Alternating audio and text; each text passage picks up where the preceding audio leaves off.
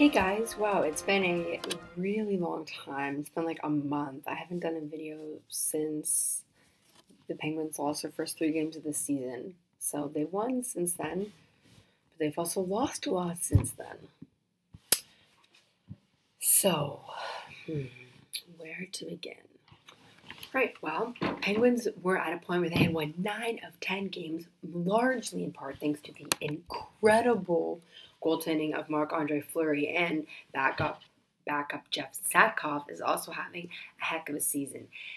There was one point during the season where the Penguins gave up 53 shots to the Sabres. The Sabres! And they won, and Jeff Satkov was amazing. So, I've been very, very busy. I had midterms and exams and assignments. Anyways, this week is a bit of an easier week for me, so that's nice because hell's going to start again soon as the fall term is coming to a close. So, the Penguins are now currently 10-7, have lost 2 straight, and have scored just 1 goal in a span of 2 games. They lost to Columbus, a team who started 0-8 and is effectively now fighting for the rights to draft Austin Matthews, and they decided they would come out and play 1 minute of that game, and they scored 2 goals in that minute. One of them, unfortunately, did not count. The other one was a great play from Letang that was tipped in. That went in, but you cannot expect to win games if you play for a final minute, no matter how good you are. And especially for a team like the Penguins, who are now 27th overall in scoring and 29th on the power play, which when you have talent like that, that is just inexcusable. There should be no reason that you're 29th in a power play when you have the likes of Crosby, Malkin, Kessel, Letang, Hornquist on your first unit, Perron, Sprong, Bennett, Kunitz on your second unit, an Olympian on your second unit, and you're 29th overall. It's unacceptable. It should not be happening. This is a team that's been consistently in the top 10 in power play for as long as I can remember, ever since Dan's been there. The old assistant coaches did a great job of that. But the Penguins are having trouble scoring, which you would have thought they'd have trouble keeping the puck out of the net. And the only reason why they're not is because their defensive flaws have been greatly masked by their incredible goaltending. I think Marc-Andre Fleury is 8th in the league in save percentage amongst goalies, and probably amongst even strength save percentage, which is a greater indicator. He's probably higher than that, actually. And basically, he's pulling games out of his ass, okay? And he's winning games for the team. Jeff Satkov's also been amazing. They lost their last game 4-0 to New Jersey. Could have been a lot worse if it wasn't for him. They just looked disinterested. They just looked like they didn't want to play. I had to turn on the Leafs game to make me feel better about myself. Do you know the last time I've had to turn on a Toronto Maple Leafs game to make myself feel better? Never. Usually it's the Leafs that make my heart go crazy and make me lose my sanity, at least in the regular season, and the Penguins who keep me sane. But no, I could not believe what I was seeing. Finally, the atrocious top pairing of Ian Cole and Chris Letang got split up. It was about time. They were god awful. Now him and Matt are playing together. Letang looks so much better when he's with Ole Mata. So much better.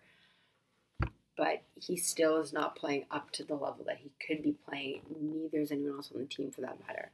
Every single player on the team, their Corsi numbers have dropped. There's a great article about this on the weekend I read.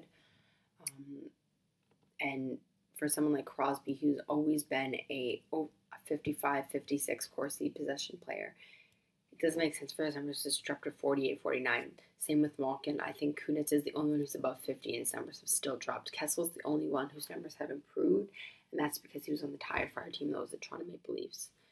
There should be no reasoning for the Corsi numbers to drop, especially in the system Mike Johnston's playing. But in the way he's playing is he's trying to teach his team to have a 200-foot game, which was a big reason why Crosby did not have as many points last season, because he was focused so much on the defensive side of the puck, which he's always been naturally good at. So it was very unnecessary for him to do that. But he did get better at it, but he's always had that natural ability. But the Penguins are not a strong defensive team, nor will they be a strong defensive team. You spend all this money in the offseason garnering all these weapons to put the puck in the net, and you're trying to teach them to keep the puck out of your own net. That doesn't compute. You have players who can score. Yes, so what? You might have 6-5, 5-4 games. The league wants increased scoring anyways, so why not cater to them and adjust your system for it? A big criticism of former coach Dan Bylsma during his tenure in Pittsburgh was that he was unable to adjust based on his players or the team they're playing. And we're seeing that from Mike Johnson as well. It's showing. His inexperience as NHL head coach is showing. For example, Lindy Ruff knows that his team is not good defensively. His team is terrible at shot suppression. They give up a lot of shots. But he recognizes that, and he forces them to play an up-tempo, upbeat game, which I think Mike Johnson is trying to cater to. But unfortunately, the defense are not good enough on the back end to play that type of game, to get the puck, to move the puck to the forwards. So the forwards are stuck in their own end trying to retrieve the puck themselves, and you can't score if you're always trying to retrieve the puck. So that is not one reason why the Corsi is bad, why the shots are down, why Crosby's not scoring.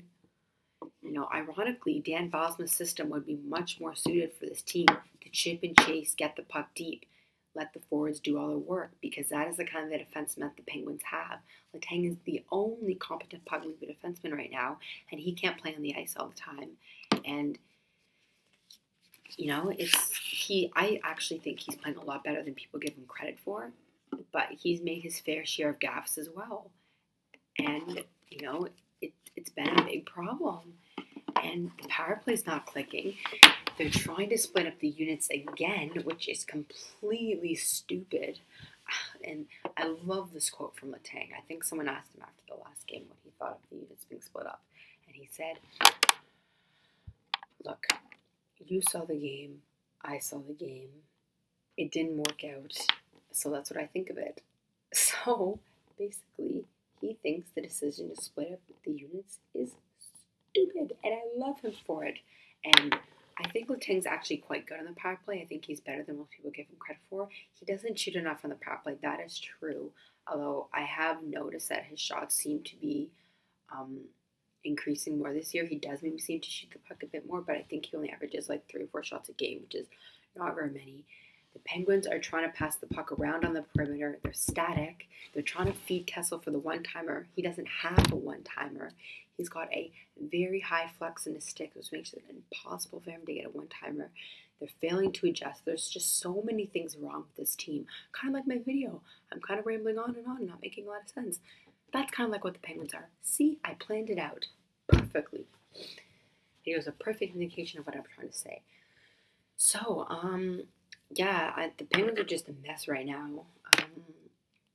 I've kind of given my 2 cents on what I think's wrong. A whole mishmash of things. Systems, personnel. I mean, they have to get a defenseman.